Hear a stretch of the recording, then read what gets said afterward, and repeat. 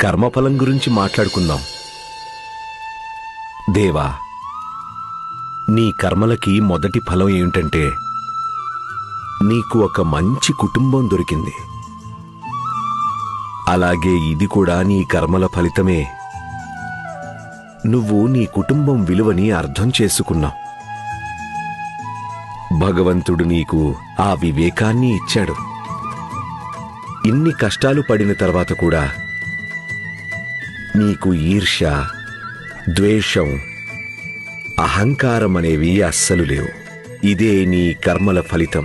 నువ్వు సుఖంగా నిద్రపోతావు, ప్రశాంతంగా నిద్రపోతావు. ఇదే నీ కర్మల యొక్క ఫలితం. నిన్ను గౌరవించే వాళ్ళందరూ మనస్ఫూర్తిగా గౌరవిస్తారు, భయంతో కాదు. ఇదే నీ కర్మ ఫలం.